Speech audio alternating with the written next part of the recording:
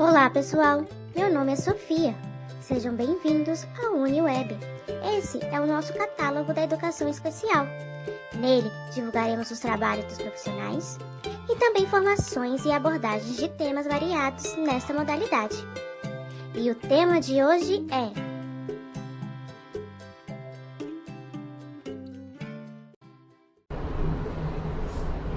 Olá! Hoje nós vamos falar um pouquinho sobre o deficiente visual. A deficiência visual, o deficiente visual de uma forma geral, está muito presente no nosso dia a dia, principalmente dentro das nossas salas de aula. A nossa clientela da Secretaria de Educação, ele é composta dentro desse perfil da deficiência visual, que é caracterizado como aquele indivíduo que tem uma baixa acuidade visual. Ele é caracterizado de três formas. Primeiro, ele é o baixa visão, o cego e o visão monocular. Quem são esses indivíduos? O mais conhecido e o mais perceptível é o cego. É aquele indivíduo que usa bengala, ou então ele tem um cão-guia e normalmente ele tem um acompanhante, faz uso de óculos e vai usar como meio de comunicação escrita o braille, tanto para leitura quanto para sua escrita. E outras tecnologias que poderão ser utilizadas com esse indivíduo também. O outro personagem é o baixa visão. Ele na nossa Secretaria de Educação, é o que mais nós encontramos. Ele pode ser tanto congênito como adquirido, ou seja, pode ser aquele baixa visão que adquiriu uma enfermidade no ventre, ou um baixa visão que por meio de uma outra dificuldade, ele veio apresentar dificuldades visuais na sua acuidade visual. Esse indivíduo, ele pode ser com vários diagnósticos.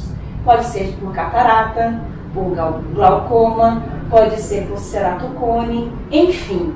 O diagnóstico desse indivíduo pode ser diversos. Mas o que vai caracterizar esse indivíduo como sendo um deficiente visual a nível de Secretaria de Educação? É a sua baixa acuidade visual. O baixa visão, normalmente as pessoas acham assim: vamos colocar um óculos nesse menino, porque aí nós vamos resolver a situação visual dessa criança ou desse jovem. Normalmente isso a gente escuta o tempo inteiro. Mas o que muitas pessoas não sabem é que nem sempre um óculos ou um recurso óptico vai resolver o problema visual desse indivíduo. A baixa acuidade visual quer dizer que aquele indivíduo, ele não consegue ver de forma clara e eficiente os objetos e os detalhes. É isso que vai acarretar uma baixa visão. Mesmo se esse indivíduo for utilizar um recurso óptico ou não óptico, essa acuidade visual dele não vai ter uma melhora significativa. Por isso que esse menino é o nosso aluno. Normalmente uma pessoa que usa óculos, ela tem uma dificuldade visual. E o óculos que ela faz uso vai corrigir a dificuldade visual. Esse nosso cliente, desse nosso aluno deficiente visual baixa visão, não tem essa possibilidade. Mesmo ele fazendo uso de um óculos, ou de uma lupa, de uma régua-lupa, de materiais ópticos e não ópticos, de uma letra ampliada, ele vai continuar tendo a sua dificuldade ali naquele momento para se comunicar de forma escrita e para fazer as suas leituras e para enxergar o mundo. Então, esse é o segundo indivíduo que nós da Secretaria de Educação temos dentro da nossa sala de aula. O terceiro e último perfil de aluno que nós temos deficientes visuais dentro da nossa secretaria é o deficiente visual visão monocular. O nome já está dizendo, visão monocular. Ele só tem a visão em um olho. Um olho dele então vai ser bom, sadio, perfeito, e o outro olho então vai ser um olho cego.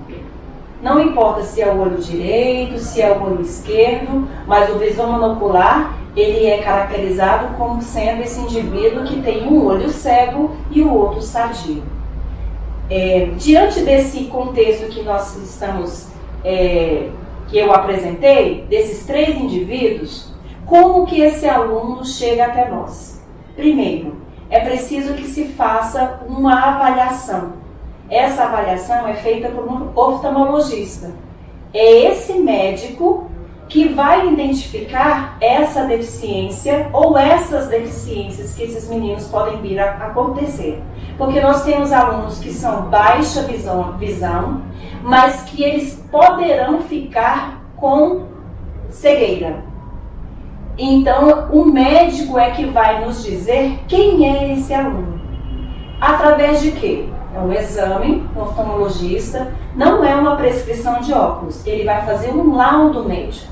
Nesse laudo médico, ele vai dizer qual o diagnóstico desse indivíduo, qual o prognóstico desse indivíduo e qual a acuidade visual. Ou seja, e qual a enfermidade que esse menino tem.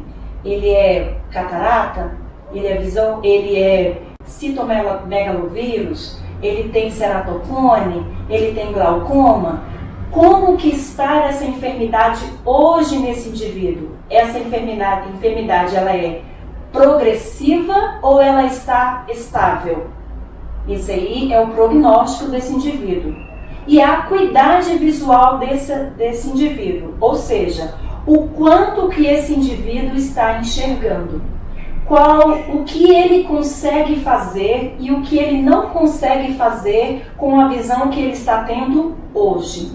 Diante desse laudo médico, com o CID para a deficiência visual é o CID 54, e aí tem as suas ramificações, mas a grosso modo, quando vier o CID 54, esse menino ele é uma criança, ele é uma pessoa, um indivíduo que tem baixa visão. Ele já está diagnosticado como baixa visão. Então, ele já vai ter os direitos de ser assistido pela Secretaria de Educação no serviço apropriado para ele. Quando essa família chega até a escola com esse laudo, dizendo que o nosso estudante tem uma deficiência visual, a escola então aciona o nosso serviço, que é o serviço de sala de recurso de deficiência visual. Esse indivíduo, então, é deslocado até a nossa sala. Toda regional tem a sua sala de recurso com a sua equipe. A equipe, então, fará uma avaliação funcional da visão, que também é conhecida como AFV. O que é a AFV? Quando essa criança chega no oftalmologista, quem já fez exame de vista sabe que o médico não permite que você se levante da cadeira e se aproxime do objeto, ou das palavras, ou dos desenhos que ele está mostrando ali. Nós, na sala de recurso de deficiência visual, quando nós fazemos a avaliação funcional da visão desse indivíduo, nós permitimos que esse indivíduo faça as acomodações que ele precisa. Então, ele vai aproximar o olho ao papel, ele vai fazer a acomodação de cabeça, ele vai se deslocar, ele vai se sentar da forma que ele prefere, perto da luz, longe da luz, contra a luz, a favor da luz. Tudo isso é observado nessa avaliação funcional da visão. Nós vamos ver, então, como que essa criança ou esse indivíduo utiliza o seu resíduo visual para viver a vida dele e para se locomover e para conhecer o mundo. Então, ele faz uma aproximação do olho, no olho esquerdo, no olho direito, ou ele não faz nenhuma aproximação, ele faz acomodação de luz, a luz incomoda, ele precisa estar sentado de determinada forma, em determinado local, algumas coisas o incomodam, algumas cores ele não consegue ver, alguns objetos ele não consegue identificar, ele não consegue identificar esse objeto por quê? É porque ele não está vendo ou é porque ele não conhece esse objeto? Porque nós também recebemos esse tipo de clientela. Muitas vezes o médico atesta que esse menino é cego. ou que ele tem uma baixa visão severa. Mas, na verdade, lá no exame que ele fez dentro do consultório, a criança estava enxergando o que o médico estava mostrando, mas ele não sabia qual era aquele objeto. Ele não conhece um círculo, ele não conhece o desenho de uma casa, ele não conhece o desenho de uma árvore, ele não sabe o que é um avião, ele não sabe que cor. Ele reconhece aquela cor, sabe que é diferente uma da outra, mas ele não sabe nomear aquela cor. Ele sabe que esse objeto ele tem um formato diferenciado de um outro, mas ele não sabe que isso aqui é uma bola ou que isso é um quadrado. Ele não sabe nomear. Todas essas informações nós colhemos nessa AFV. Nós fazemos uma conversa com a família, nós fazemos um histórico familiar dessa família, se há outros casos na família de deficiência visual, se além da deficiência visual esse indivíduo apresenta ou essa criança apresenta uma outra deficiência junta, ou se ele é deficiente intelectual, ou se ele tem uma deficiência física, se ele tem um déficit, seja lá, auditivo. Isso vai ser tudo detectado nessa AFV. Essa avaliação funcional da visão, depois nós vamos criar, nós vamos mostrar e nós vamos proporcionar para o professor que vai receber esse aluno dentro da sala de aula, procedimento e estratégias para que ele tenha um livre acesso a essa criança.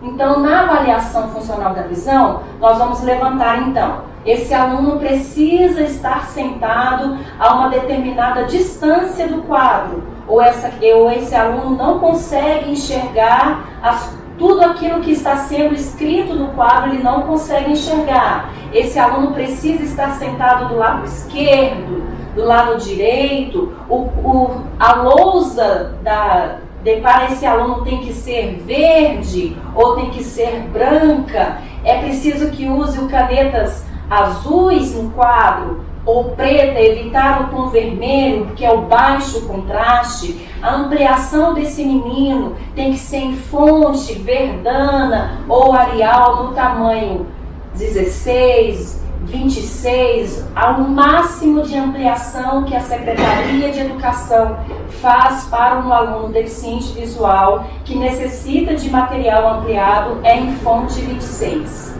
Acima dessa fonte, nós já indicamos para que esse menino comece o braille. Lógico, levando em consideração toda a sua trajetória, todo o seu diagnóstico e o seu prognóstico. Esses procedimentos, eles precisam ser aplicados para esse aluno para que ele tenha o mesmo desenvolvimento acadêmico que um aluno comum que não tem uma necessidade visual recebe. Então, se está escrito lá, esse aluno necessita de material ampliado em fonte 16, negrito, em baixo contraste, em alto contraste, em caixa alta, esse material é o material necessário para que esse aluno, então, desenvolva as suas atividades. Com crianças muito pequenas, que estão no primeiro ou no segundo ciclo da alfabetização, lá no terceiro ano, ainda está na fase de alfabetização, nós indicamos, então, que esse menino, se for uma criança cega, porque nós temos alunos cegos que estão incluídos em classe comum de alfabetização, que esse material seja todo concreto, em braille, e que ele tenha um acompanhamento bem significativo com um professor de sala de recurso, ou então com o Centro de Ensino Especial para Deficientes Visuais, que é localizado ali na 612 Sul. Esse indivíduo deficiente visual, ele vai apresentar alguns comportamentos e algumas deficiências ou dificuldades, ou de relacionamento, ou de postura, ou de comportamento, porque ele não está vendo. Então, ele precisa de um apoio de uma equipe interdisciplinar que vai ensinar a esse menino a se alimentar, a se movimentar, a estar sentado numa mesa, a saber a postura dele na cadeira, como que ele deve caminhar, como que ele deve se portar nos lugares, fazer uma atividade física. Esse acompanhamento, então, é feito pela sala de recurso de deficiência visual. Ele vai fazer um atendimento também no Braille, ele vai ter um acompanhamento, ele vai ser alfabetizado em Braille, se for o caso, receber o atendimento de Soroban, que nada mais é um mecanismo que foi utilizado, que é utilizado pelo cego, para que ele então monte a sua operação matemática ali naquele objeto. Não é uma tabuada, o Soroban não é uma tabuada, ele é um objeto em que ele faz o registro das suas operações matemáticas nesse objeto. Ele faz então o registro no papel, no Braille. Então, esse indivíduo deficiente visual, mesmo não sendo cego ou sendo um baixa visão, ele vai receber esse apoio da sala de recurso da regional em que ele está matriculado, e a sala de recurso, por sua vez, vai dar um suporte para o professor regente que está com ele todos os dias, às 5 horas de aula, ali, trabalhando com esse aluno. Normalmente, nós recebemos alunos que são deficientes visuais e que eles são só deficientes visuais. Não há um comprometimento outro, né? Ele não tem uma deficiência intelectual. Então, o tratamento para esse indivíduo é diferenciado daquele menino que vai para a sala de recurso generalista. Porque as adaptações curriculares que o deficiente visual vai necessitar para a sua vida acadêmica vai se resumir com relação às estratégias para a utilização do livro didático, do material que é escrito no quadro, das provas, enfim. Não há uma adequação no conteúdo, mas sim na forma como esse conteúdo vai se chegar até a mão desse aluno. É da forma ampliada, é da forma em braille, ele pode ser utilizado também o áudio, dependendo da série que esse aluno estiver cursando, principalmente os alunos do ensino médio, que a gente sabe que o montante de conteúdo é muito extenso, principalmente as áreas de humanas, português, literatura, filosofia, história, que a gente sabe que os textos são muito longos, ele precisa ter acesso, então, se ele for no ensino médio, as obras do Paz, toda aquela dinâmica de como ele vai fazer essa prova do Enem, como ele vai fazer a prova do Paz, como que ele vai ser ensinado a fazer essa prova, como que ele vai se portar, de que forma que essa prova é aplicada para esse deficiente visual, porque ele, no ato da inscrição, ele tem que falar que ele é deficiente, porque ele vai ter um tratamento diferenciado sendo deficiente visual. Então, nós que estamos na sala de recurso, nós vamos então ensinar a esse menino, juntamente com o seu professor regente, a que ele seja bem sucedido lá na sua vida acadêmica. Então, essa é a minha palavra de incentivo para que você, professor regente, procure saber quem é o seu aluno. Se é um aluno deficiente visual, qual é a deficiência visual que esse menino tem? Qual a perspectiva para daqui para frente desse menino? Ele vai permanecer enxergando dessa forma? Ele vai piorar, ele vai vir a perder essa visão? Ele precisa de um material adaptado? Sim. Como que esse material adaptado precisa ser feito?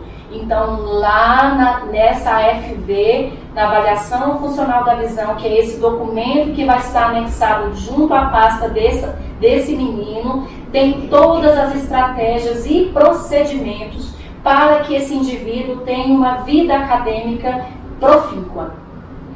Um recado aqui para os professores da área de educação física. Nem todos os nossos alunos podem fazer atividade física por conta da sua deficiência. Por isso a importância do profissional, nós da educação, sabermos qual a deficiência que esse menino tem. Porque pode acontecer dele ter um problema na quadra e uma bola bater no seu rosto, ou ele ter uma convulsão, ou ele ter alguma dificuldade e ele acabar vir perdendo essa visão. Nós já tivemos casos dentro da Secretaria de Educação de meninos que eram baixa visão severa e que na hora do recreio uma bola bateu no rosto e teve um descolamento de retina e essa criança veio a ficar cega. Então, assim, é muito importante o profissional, a escola se respaldar. Então, quando esse indivíduo chegar à escola, ele vai chegar munido com esse documento, que é o relatório do médico, dizendo qual o problema visual, e eu peço que a escola também peça a essa família que traga um atestado médico habilitando ou não a esse indivíduo a fazer prática desportiva. Se o atestado disser esse menino não pode fazer prática esportiva, a parte prática, ele está isento da parte prática, mas a parte teórica da educação física ele precisa fazer.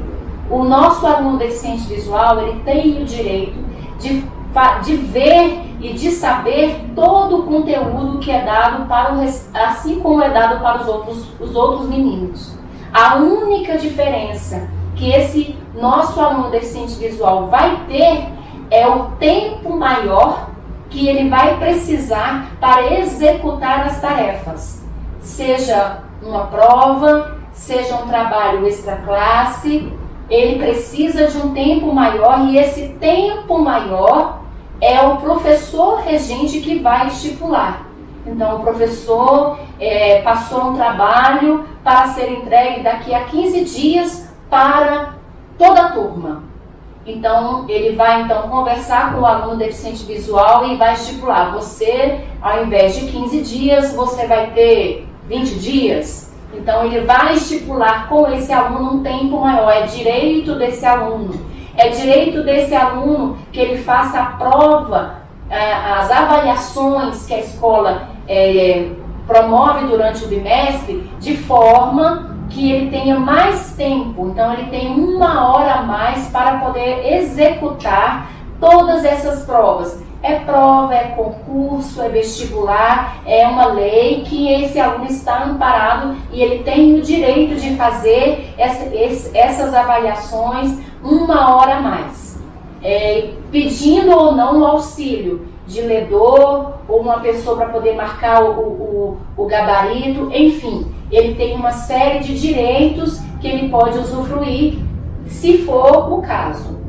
Então, essa é a minha palavra para os professores. Eu sei que no universo da nossa Secretaria de Educação são professores que têm em média 15, 20 turmas, é meio complicado identificar, mas você vai perceber esse aluno lá. E você pode ficar tranquilo, professor, que você não está sozinho. Existe uma equipe preparada para que esse aluno e para que você seja assistido de forma profícua e para que esse aluno cresça e produza de forma eficiente. Essa é a minha palavra a vocês. Eu adorei a aula de hoje. Espero que vocês também tenham gostado e aprendido um pouco mais. Qualquer coisa, estarei por aqui para ajudar. Um beijinho e até a próxima!